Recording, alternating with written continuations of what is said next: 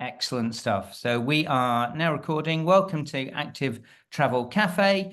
And as usual, this evening, we'll be doing a roundup of news from everybody's part of the world. So it's always very good, very diverse.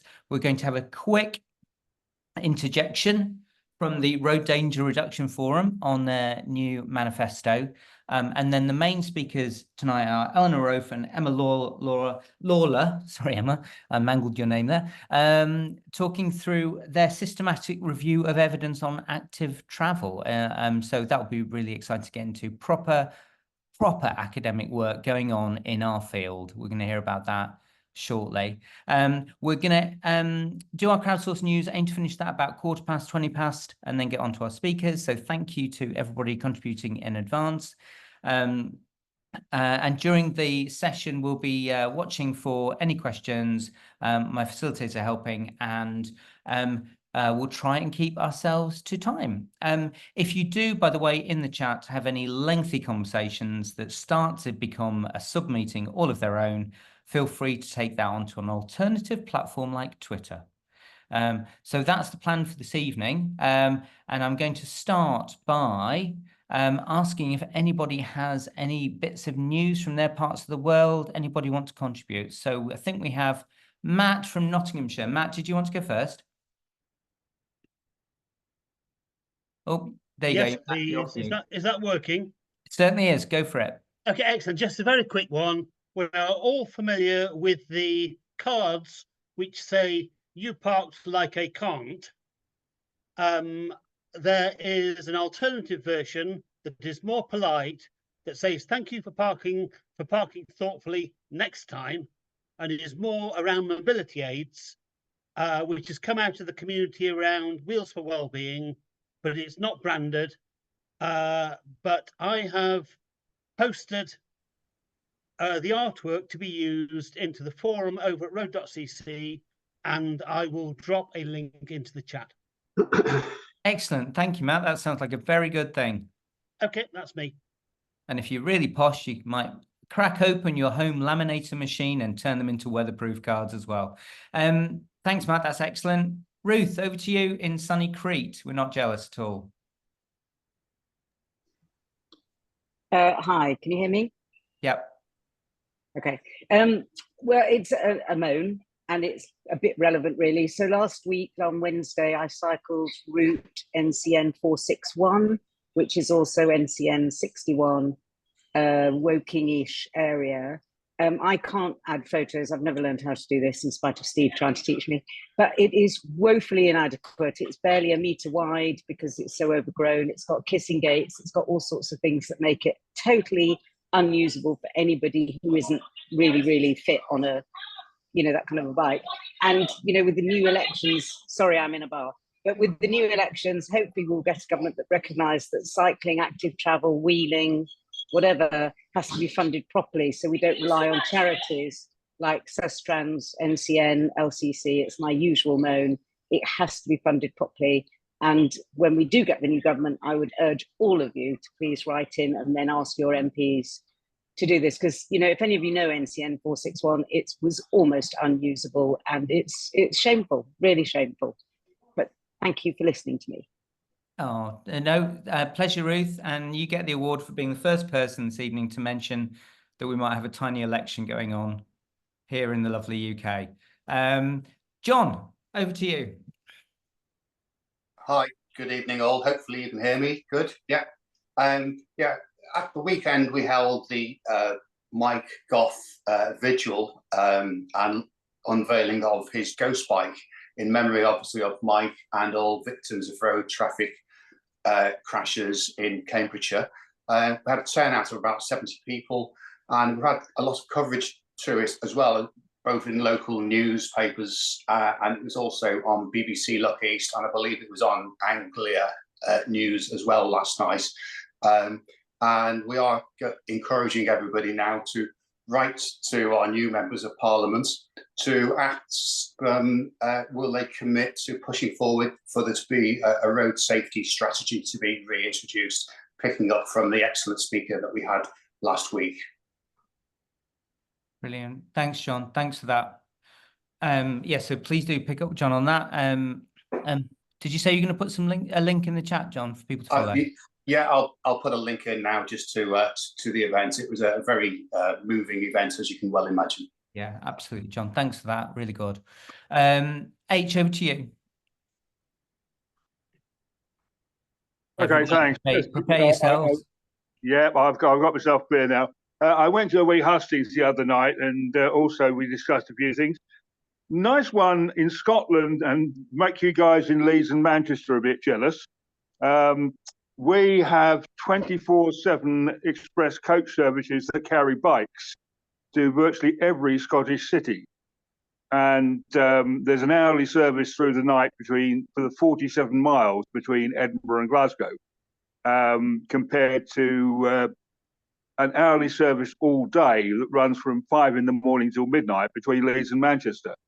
So I think we seem to be doing the public transport with bikes quite nicely in Scotland. And I think we should bang the drum about that, particularly the express coaches. They go down the motorway, they stop at the junctions, they don't go off into the towns. So it works ideally for cycling to catch the coach at the motorway junction. And brilliant. It really makes transport work. H, that's excellent news. Just out of interest, H, was that National Express that you're talking about? Sadly not. It's taken me 20 years, but we've now got Scottish CityLink, which also operates Megabus from Glasgow. The new managing director is Simone Smith, and they committed to putting bike reservations, so you guarantee a bike space on the coach. It took us 20 years to get bike reservations on their system. And about 30 years ago, we had bike bags and everything set up so that when you landed in Ullapool, having done your tour of the Western Isles, you didn't face the climb up to Braymore Junction and the fish lorries on the A835. You could just pile onto the coach. Hate those fish lorries. Well, as yet again, H, you've shown Scotland to be the land of enlightenment. So that's it is. We're slowly getting back. When it was like SMT and nationalised, all rural buses carried bikes. Amazing. And slowly we're getting that back. Brilliant stuff, H. I'm going to move us on. Thank you so much for that. Mark Strong. Thanks. Just a quick recap, and I'm not sure what I should be saying and what I shouldn't be saying, but I wasn't told not to say it. So because of the work we did for Wicker, I was at the Active Travel England Showcase event hosted by Wicker in lovely Todmorden last Thursday, and Danny Williams gave a presentation. And suffice it to say, there's lots going on behind the scenes, and lots would have happened if it wasn't for the election. They've got lots of things that they would have been able to say.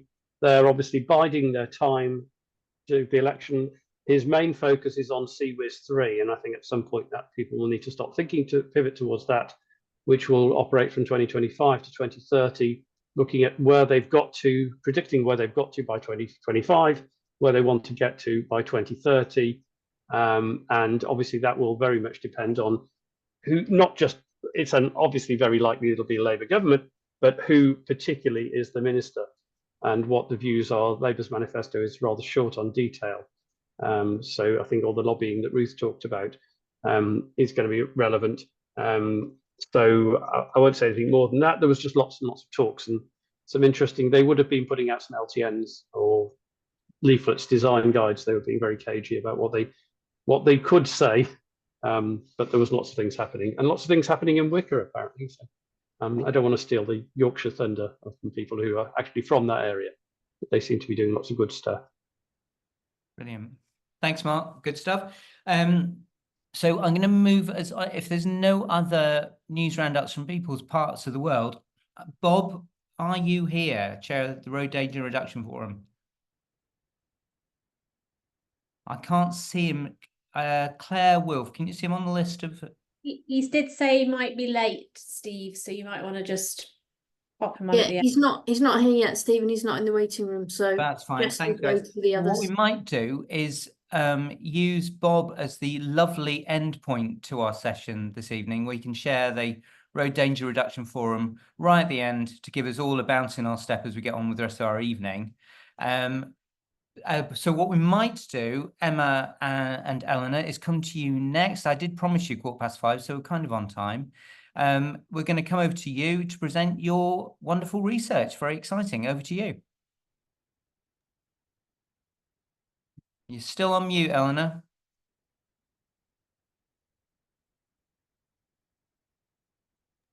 Muted, and have I successfully shared my screen? Neither, maybe. There we go. You see Yep, that? we can see that, Eleanor. And if you sound a little bit quiet, so if you want to pull your, Yeah, sorry. there we go. I The know. classic. Good Lord, all the mistakes in one rift swiftly. Hopefully I'll do a bit better now.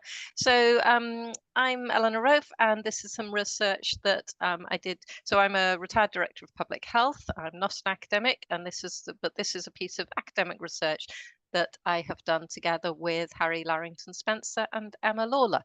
And what we were interested in was whether we could find out what interventions actually work at increasing active travel, particularly on the population level. So you know what active travel is, but the reason we did this study was because most systematic reviews in the past have looked at specific types of interventions. So they've looked at things that affect children or infrastructure or social and behavioural. They haven't looked at all of any intervention that any researcher thought might increase active travel. So this is what we decided to have a look at. We then discovered there was an awful lot more written on this in the last 10 years than we'd thought.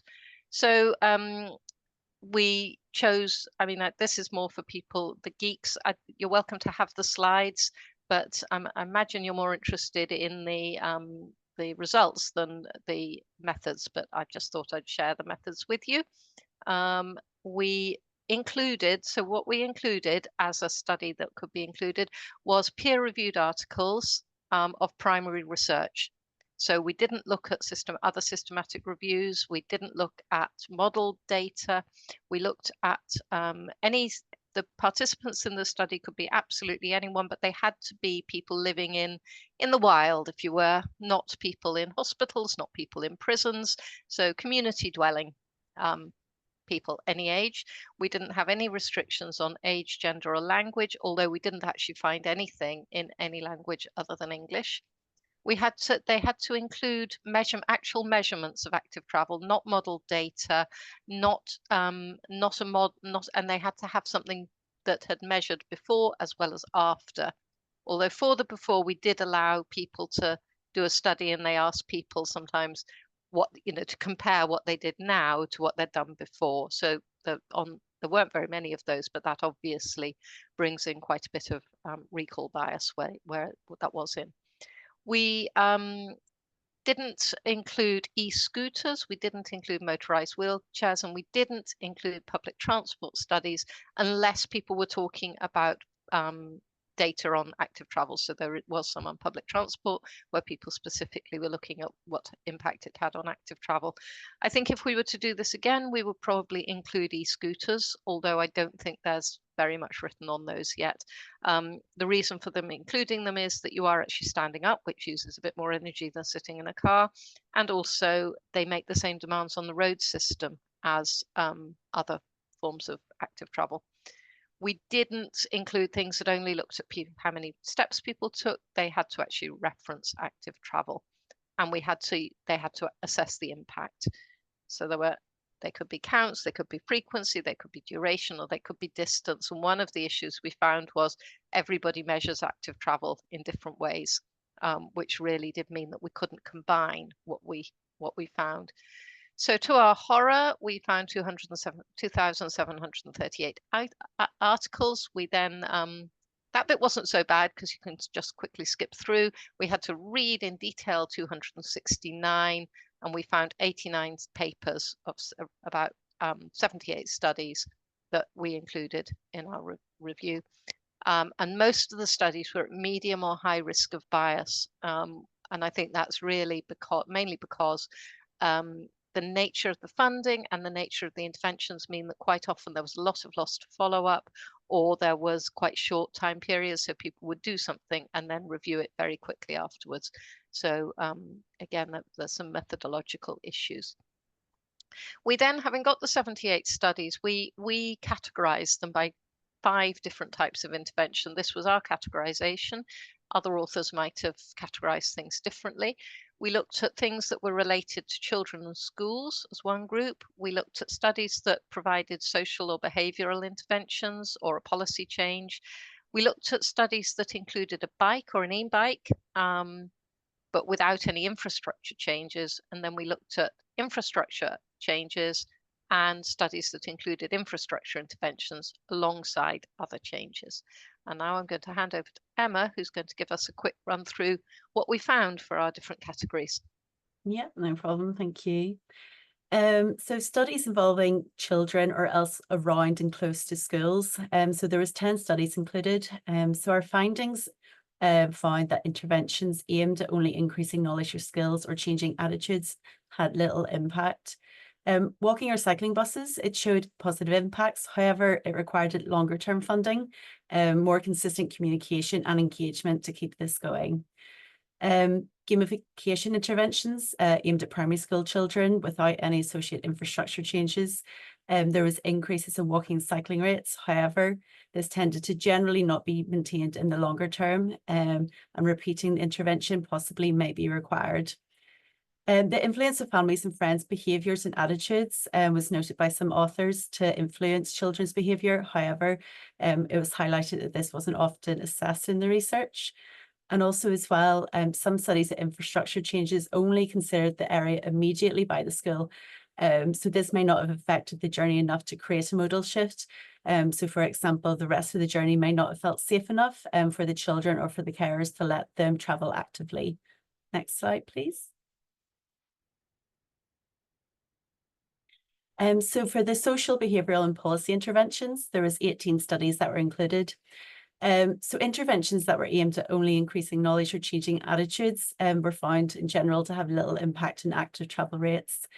3 studies used campaigns to increase cycling, and they generally included a gamification element, and it seemed to have some impact. However, this campaign needed to be repeated to be maintained in the longer term. Gamification also as well seemed to be more popular among people already using active and sustainable travel. 5 studies as well looked at social advertising approach and the benefits of active travel, such as use of social media or rewards, and it may have some impact. However, it was also highlighted it needs to be extensively publicised. So 4 studies as well looked at workplace interventions, for example, travel planning and public transport salary sacrifice, work-based walk-to-work promotions, and also as well nudges. So without infrastructure changes, these generally made little difference to active travel levels. The social and behavioural interventions did appear to be more effective when the environment is more conducive to walking and cycling. So the environment, it really was key as well. And also as well, that cycle training on its own does not appear to increase cycling. However, it was noted that mentorship may help. Next slide, please. Thank you. So the studies that offered practical support for cycling, there was 16 of them. So this was the likes of access to bikes or e-bikes, and it was sometimes alongside other support such as training or mentorship. So the studies, we found that providing an e-bike or an e-bike rental scheme seemed to be more effective than offering pedal bikes. So loans or subsidies of e-bikes, they showed a positive effect on cycling rates and reduced car usage, and they were more popular than pedal cycle loans. Loans of pedal bikes also as well seem to work for people who self-referred into programs or else had very limited access and options to other forms of transport. And there was also as well the finding that bicycle sharing schemes that are linked to good infrastructure may be more effective, but it really was key that people needed to both live and work in areas of good infrastructure. Thank you. So findings from studies including infrastructure changes, so there was 20, with 2 of them focusing on walking, 10 on cycling, and 9 focusing on both walking and cycling. So the likes of complete streets and greenways, new public transport, and improved cycling infrastructure. So the findings showed that environmental changes tend to be more effective than social and behavioural ones. Multi-component interventions, and those covering a larger area, appear to have the biggest impact rather than smaller changes such as to specific roads. The interventions as well, it didn't always seem to have the same impact on cycling levels on women as on men. And most of the studies in environmental changes focused on the needs of cyclists rather than pedestrians. So the evidence on improvements to the cycle infrastructure was a little more mixed. So some of the infrastructure led to a move of existing cyclists to new routes, so there was strong route substitution as well. There was the finding that improving an area's walkability score led to increases in walking rates. And there was 2 studies included that investigated the impact of public transport, such as new railway metro lines and stops. So the finding was that better public transport and also as well proximity to stops may decrease time spent in active travel, but may increase the frequency, so the number of times used, and also as well reduce the use of private vehicles. There was also the finding of improving public transport can reduce cycling by pedal bike. However, the use of e-bikes is maintained.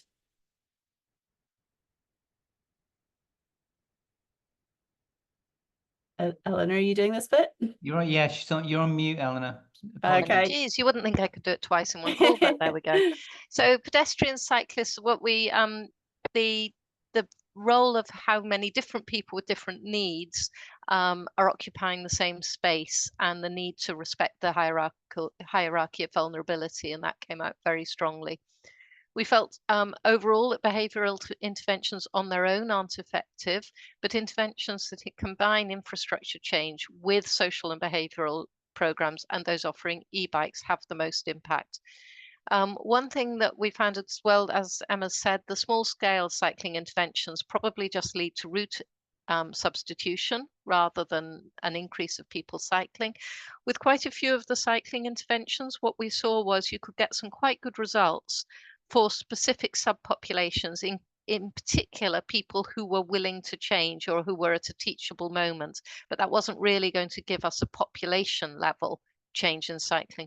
And just so that people are aware, although we looked, the studies could be done in any country in the world, most of them were in high income countries, in particular Europe and North America, Australia.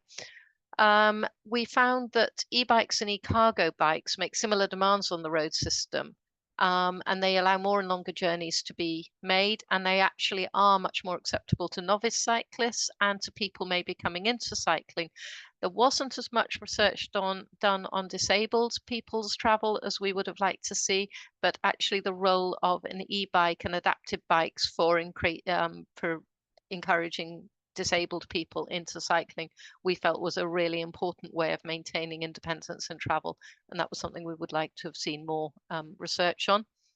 We thought the issues that we've seen, particularly in this country, and I think it's important to note that we've been writing this over the last, we started about a year ago, this study, and it's just been published now, but we finished the data collection in December last year. So it's very much being at a point where in the UK we've been seeing massive hostility to active travel and the sort of whole war, stopping wars on motorists and so on. So I do feel probably our opinions have been coloured by this. I don't know if somebody writing from a different country might not have felt quite so strongly about how you get this road space reallocation, which is absolutely vital, and how to develop that public and political support for it, just how important that feels to us at the moment. And we felt that a lot of the research, there were several things. One was people doing this research tend to either come at it from a health point of view because they're interested in increasing active travel in order to increase physical activity, or they're coming at it from a transport point of view and they're wanting to reduce congestion. And both sets want to have cleaner air.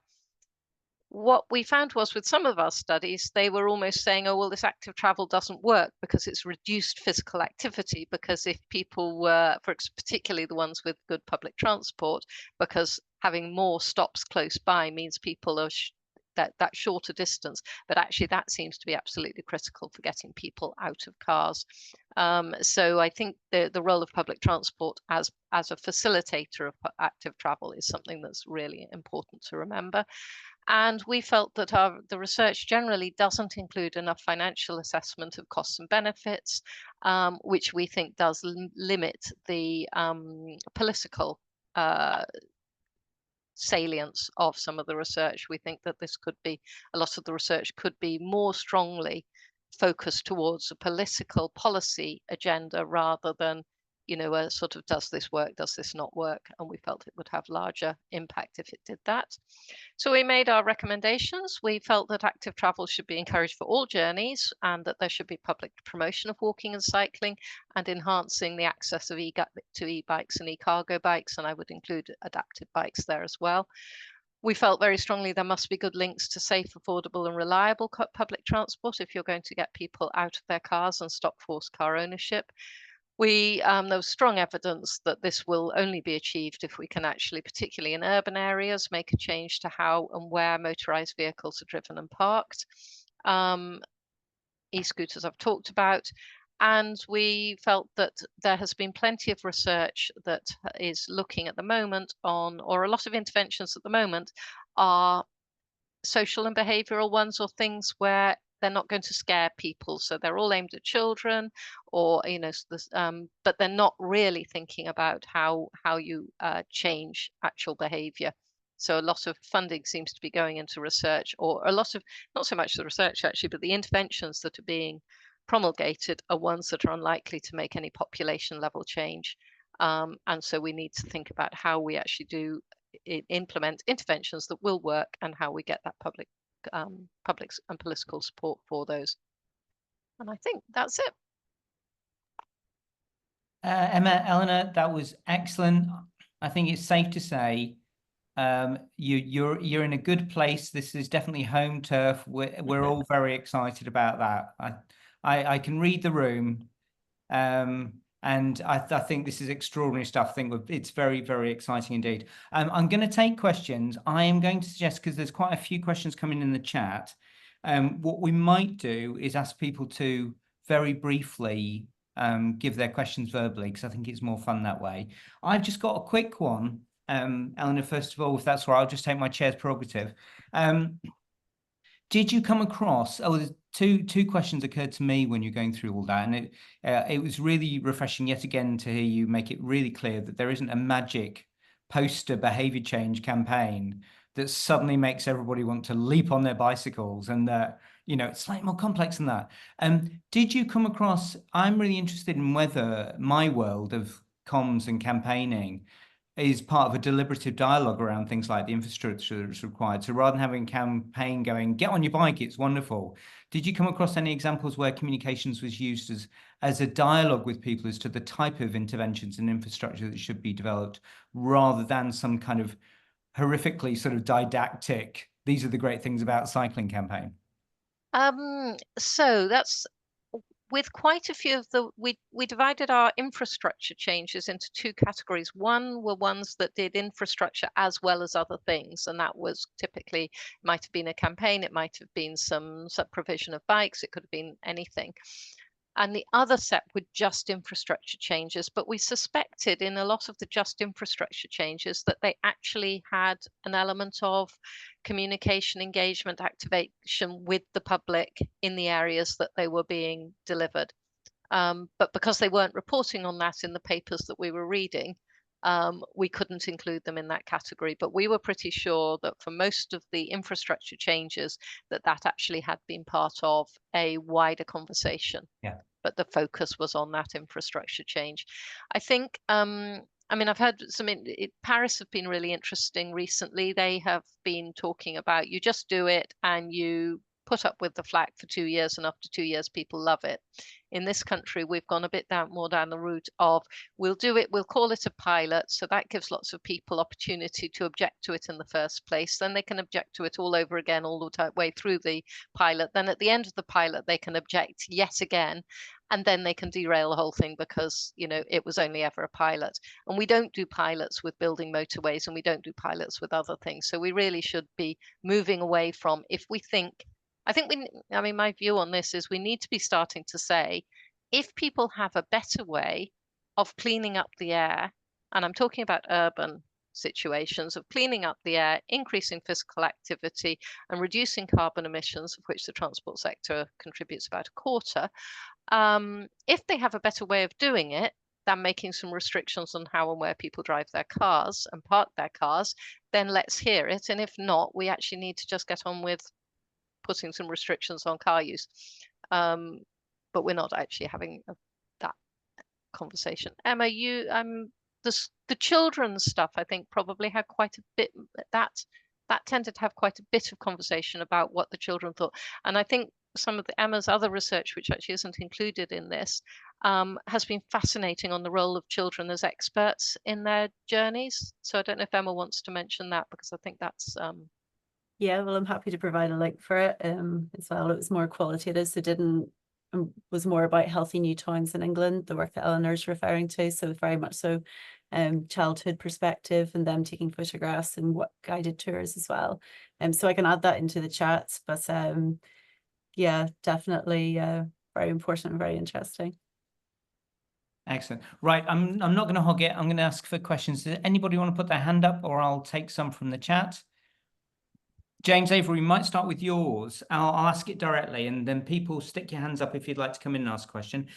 Did you come across any good papers, Emma and Eleanor, on workplace parking levy, or do we not have enough schemes for there to be a reliable research base for that? There was nothing published in the peer-reviewed literature. The doorbell's just gone, so I'm going to ask Emma. But Yeah, there was nothing we checking. found in the peer-reviewed literature on the workplace parking levy, and we wish there was. No, there wasn't. I'm hoping Eleanor's just nipped off to get a piece of research off the bookshelf in a kind of live research, amazing, awesome moment. Or there's somebody at the door with an Amazon parcel. We don't know. You just said, Steve, there's someone at the door. Oh, sorry, I wasn't. No. I was listening to Emma very attentively. Yeah, the answer is no, it wasn't included. So unfortunately. Okay. Brilliant. Eleanor's back. Right. Other questions, or I will take them from the chat. Anybody want to stick their hand up, or I'll carry on asking your questions. So if I start from the first, one question we had straight away when you were presenting was any data from when Safe Routes to School was in place pre-2010? So no, we chose, in order to preserve our own sanity, which was the main reason. But the academic reason was to create recency and make sure that the stuff was relevant. We had a cut-off. You had to have data in or after 2013. Right. Excellent. Good. And before I go to H, we had a question in the chat about what sort of workplace interventions did you notice that made little difference? I think there was a reference to workplace interventions making not huge difference. I think it'd be good to hear a little bit more about that if you can. So we had all sorts, but in a couple of places they'd mainly done carrots and they hadn't got onto sticks, and they were talking about doing things. But what you had was promotion of reduction in parking spaces. You had showers, workplace promotions, gamification in the workplace. What else was there, Emma? There was yeah, so there's quite a bit of planning as travel well, planning, public transport salary sacrifice as well. Yeah, then nudges that you mentioned as well too. Yeah, so mainly it was people were trying to do positive things to encourage people rather than absolutely whacking up parking charges, although a few people did start talking about doing that. Okay, brilliant. Well, sorry, I shouldn't hog this, but my thought on installing loads of showers totally manages to reframe this as being some crazy sport that everybody does rather than just a sensible way to get to work. I agree. I think the difficulty you've got with some of this as well is that for a lot of the countries that we were including, high income countries, basically everybody walks somewhere some of the time and almost nobody cycles. So it's difficult to show an increase in walking very effectively because everybody is already walking. But they did, some of the studies, particularly what was interesting was to get more people to cycle, you have to do more than just improve the infrastructure. But to get people to walk more, actually just improving the quality of the environment in which people walk does appear to increase the number of people walking, especially if you link it to better public transport or something like that. So the difficulty we had with the cycling studies was that you start from such a low base that you're often really starting with the willing, and you're starting, and a lot of the workplace interventions, some of them were quite did show that particularly if you offered an e-bike, the e-bikes linked to a workplace were pretty effective. That was one of the most effective interventions. But in the main, with the cycling things, you are actually looking for volunteers, and if you start doing it, you can't really just offer it randomly to people, because people aren't in the right place to think about cycling at all in most of the countries we were looking at. I think bits of London may be changing. I mean, you've now got about 19% of people in Hackney, for example, cycling. That really is a decent number. But most of the rest of it, and again, I mean, slightly older work from Cambridge showing that while you've got very high rates of cycling in Cambridge, as soon as you come out of the city centre, it drops. And there's quite a bit of stuff, I would say, for the UK around equalities in this, that actually some of the infrastructure is going into better infrastructure is going into higher income areas, increasing inequalities potentially, particularly as more people are likely to be driving through low income areas. So yeah, and that's where you get a lot of pushback about, oh, we can't stop people, parking on the pavement in a terrace street, etc., etc. So there is a real danger of around inequalities and a failure to look at what's happening to inequalities more generally around transport. Interesting, Eleanor. I want to come back to you in a minute, because one of the questions is about what comes next. I think Claire Stocks had a question around bidding for the next round of research you're going to do. So I think we'll do that in a minute. But before that, H, did you want to come in? And I'm hoping it's a slightly snappier version of the question you popped into the chat. So over to you. The questions in the chat are separate. In Glasgow, we have a very successful public bike hire scheme. Increasingly, you see people going around with it. It's increasing use. Some of the interventions have been quite interesting. People with transport poverty get a 95% discount on the subscription. There was a case that all members of Glasgow University were free members of the scheme. And so people start using the bikes in whatever clothes they're wearing to go on short journeys about the town. And I keep seeing loads of the hire bikes flying around being used. And so it is a case of lowering the inertia, making it so easy to pick those bikes up. And I used to be able to hire a bike with my bus pass, because I'd enable my bus pass to hire bikes. So making it low inertia, that first and final mile.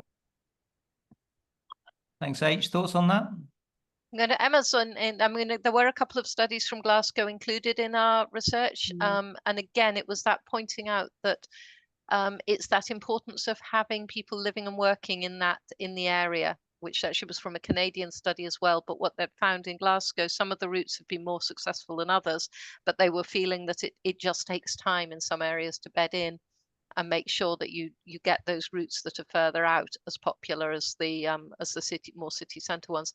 Emma, is there anything else you want to say about the Glasgow work?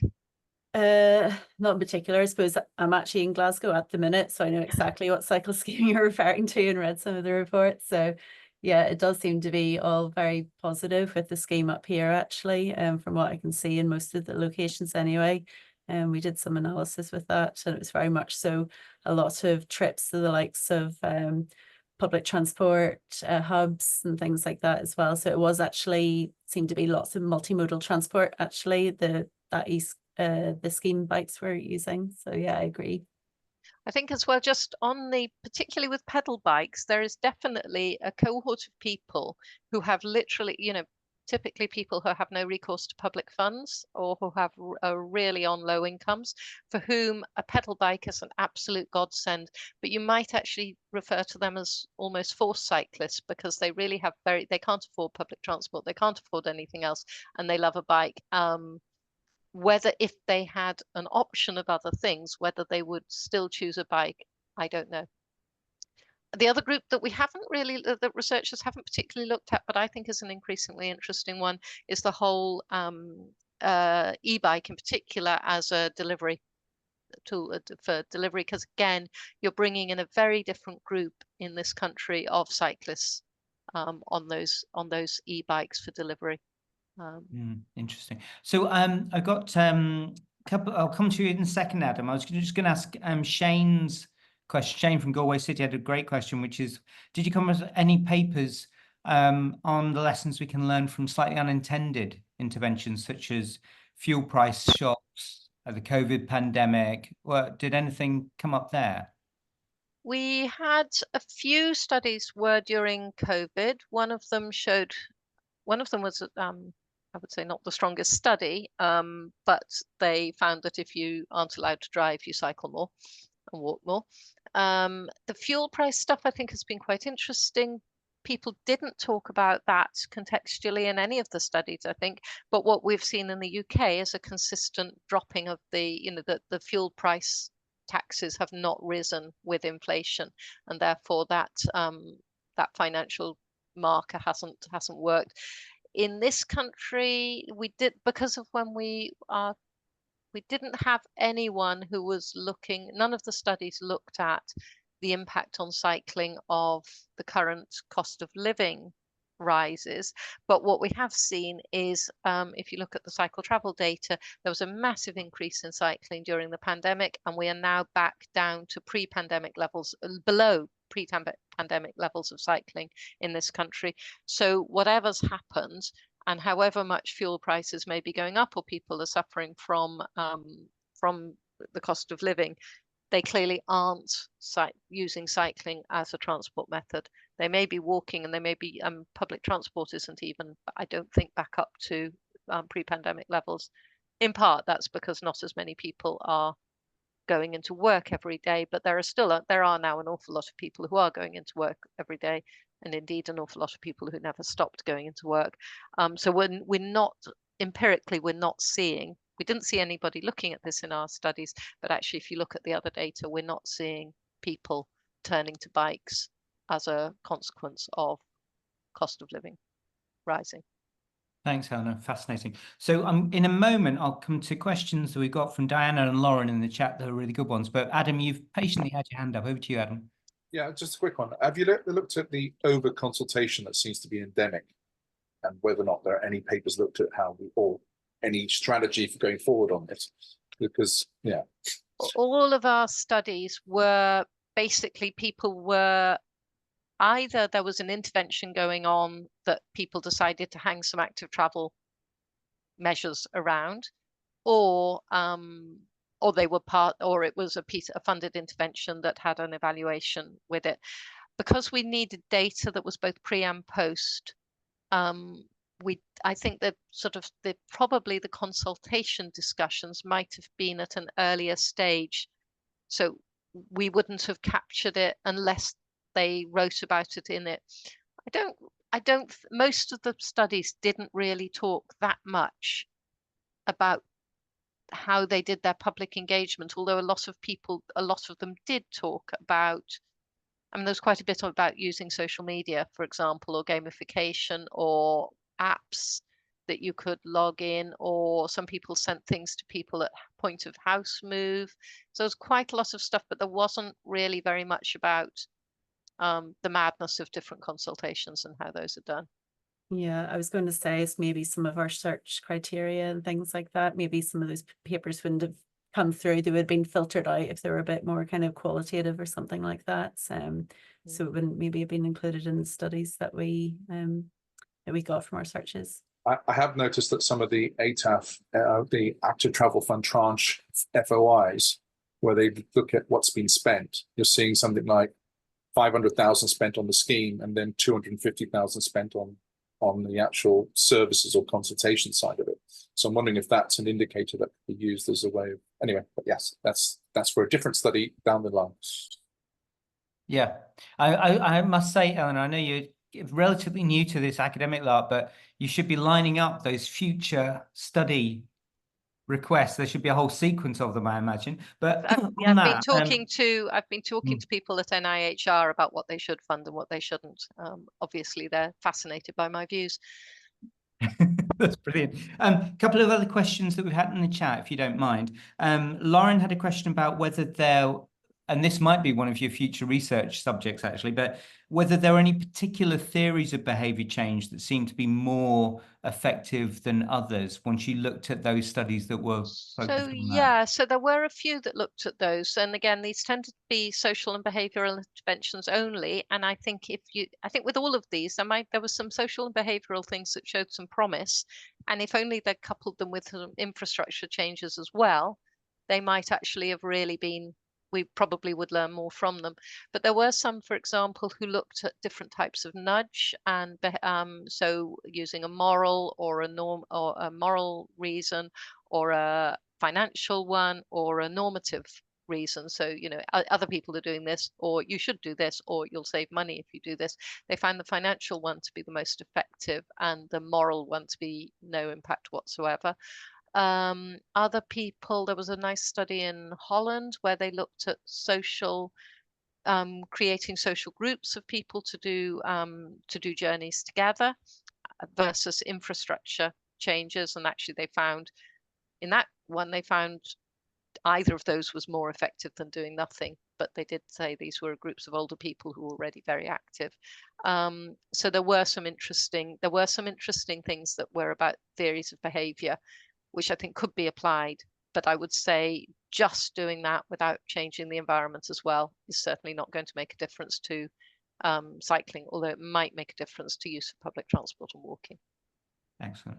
And another really good question in the chat from Diana was about whether you'd come across, and such is the level depth of this, Eleanor, trust me, I'm sure everybody's really fascinated, so we could go on for some time, so we'll have to cut this short at some point, but did you come across any ceiling on cycling uptake if there wasn't a corresponding investment in infrastructure? So did you get any sense of any measure you could put on from a low base? How limited are you in terms of cycling uptake if there literally isn't any investment in, for example, segregated infrastructure?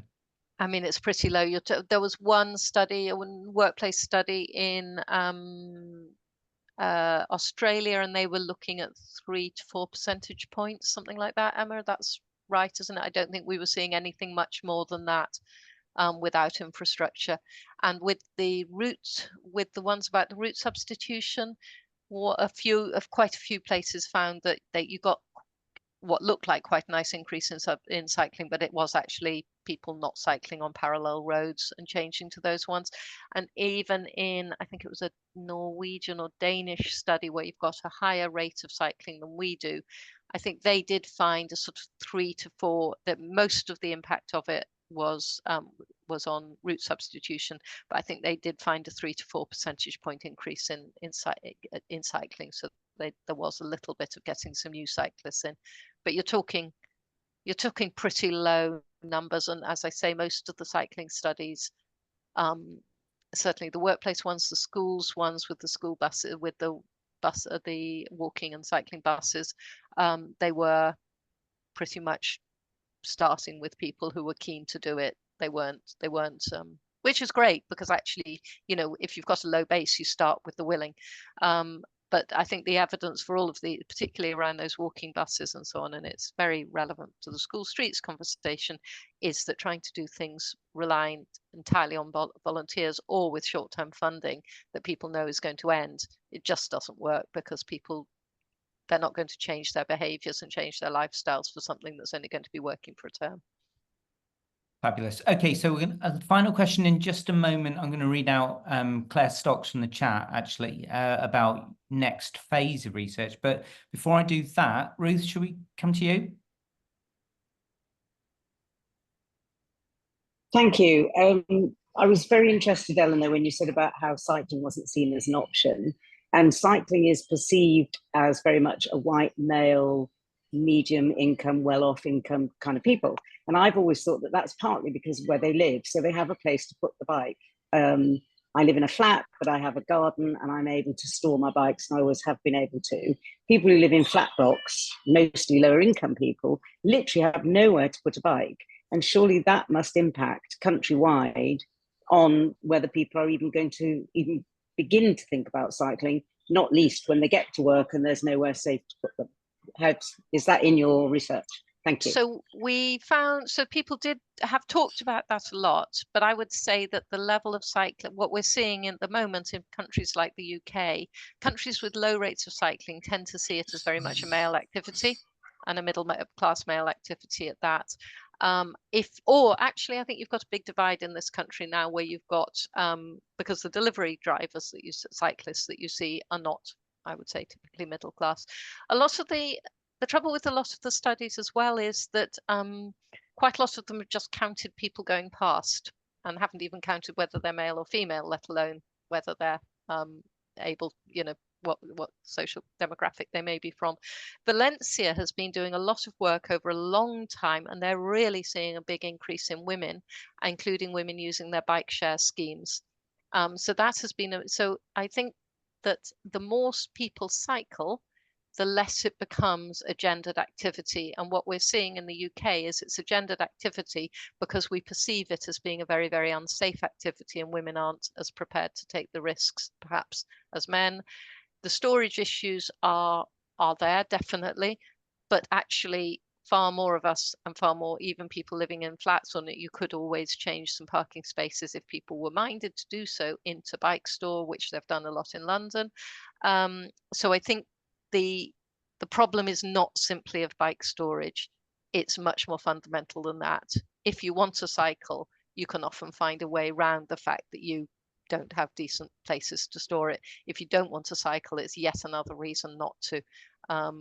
So I feel that it's important that we don't get too hung up about not being able to store bikes, because actually how much we need to create the demand for people to want to have bikes to store, and that would change how. But I do think, you know, it is definitely something that, certainly as a director of public health, I would be talking to my housing planning colleagues about, you know, we must have spaces where people can store bikes, either in a flat or and lots of blocks of flats now do have safe cycle storage and so on. But it's a necessary, it's a sufficient, it's not better bike storage is not going to be the full answer. Although bike theft and fear of bike theft is significant deterrent as well. Thanks, Ruth. So I'm just going to ask this last question, and then I know Matt's posted a late one in the chat, Matt, just as we're almost running up. So what we might do, Emma and Eleanor, is just do this last question. Then I'm going to Bob Davis from Road Danger Reduction Forum for his manifesto. While we're doing that, if you wouldn't mind, would you answer just the last couple of questions in the chat? Would that be all right? Just if we've got any late ones. But this last question is from Claire, which is, in your recommendations, you said that research should focus on how to develop public and political support for effective interventions. And Claire's plea, in capital letters, is that's vital. Can you please bid for that as your next piece of research? So is that next? And then associated to that as a question is, can we get a link to this research, and where does it go next, and how can we support? So where this research goes next, well, Emma and Harry are proper researchers, and Harry is currently working on removing barriers, study on removing barriers to cycling, as in physical barriers on routes. She's particularly interested in the experience of disabled cyclists and disabled people traveling more generally. I'll let Emma tell you about what she's doing. And what I'm doing is I am doing a piece of work looking at how local authorities fund active travel interventions, which interventions they're choosing, and why is it that they're choosing them? What metrics of success are they using, if any? And how do we support them to actually choose things that work rather than things that are easy? So that's my research. And Emma? Yeah, my research. So I'm based at the University of Glasgow. So it's a project actually in partnership with Glasgow City Council, all focusing on climate change solutions. So I'm leading the active travel work package on it. But I'm doing a combination thing, so behavioural cycling intervention with a charity based up here called Bike for Good. So it's also, as well as doing education sessions and cycling skills, also giving people a free bike or access to a free bike. So really trying to reduce any financial barriers to it. And also as well, an evaluation of a new walking cycling bridge that's opening as well. So a little bit behavioural and infrastructure. Brilliant. Well, listen, guys, my plea for the next phase of research is a little bit on whether helmets put people off, but there you go. Maybe that would be a nice one. Excellent stuff. That was amazing. And it's so exciting to see all that fascinating research. I think please feel free to accept an open invitation back to Active Travel Cafe whenever you've got an update, Emma and Eleanor. That was absolutely brilliant. And if we can act as any kind of reference group or informal sounding board, we would be more than happy to. I'm sure I speak for all of us, but that was absolutely excellent. Thank you both so much. Thank you very much. You're welcome to have the slides, and the latest version of the paper should be open access. It's just been published, so I can send links to that as well. That would be amazing. Yeah, we'll jump on that very readily. Thank you so much. So final thing for this evening before we clock off and go canvassing or leafleting or whatever we're going to do in a hectic week. Bob Davis, you've got a manifesto to share with us. Bob, you're on mute, Bob. Right, I'm here. Can I just share a screen quickly? You certainly can. Here we go. So this is the manifesto of the Road Danger Reduction Forum. And it's been supported by Mums for Lungs, at some extent Action Vision Zero, and 20's Plenty, yes. So do go to this link, and it's not just for you to question candidates about, it's for the future. So the first thing is move the UK away from dependence on private motor transport, which is unsustainable, wasteful, unsafe, etc. Bob, sorry, just a quick thing, Bob. Could you make it full screen? There's a couple of people I think are on smaller screens. Right, see how. I think you're in PowerPoint there, so you should be able to go into presentation mode. Oh dear, sorry. Wait a minute. If you go bottom right, Bob, the very smallest icon on, not the slider, but the one just to the left of the slider, that'll take you into full mode. Oh gosh, hang on. That one. There you go, that's it. Slideshow, yes. Here we go. Oh, so that's Bob's the transitions. Your slide transitions. I missed these. Yes. Go for it, Bob. So moving the UK away from dependence on private motor transport, we're putting road safety in the context of transport policy, and it's about incentivizing AT and everything else. So that's a big thing. Other people like Parliamentary Advisory Council on Transport Safety don't do that. We are, and it fits in with government policies. Cut the £30 billion road building budget and reallocate for sustainable transport, including £2 billion per annum for active travel routes. Actually, the Green Party's gone for 2.5 billion a year, so we're just doing a similar thing there.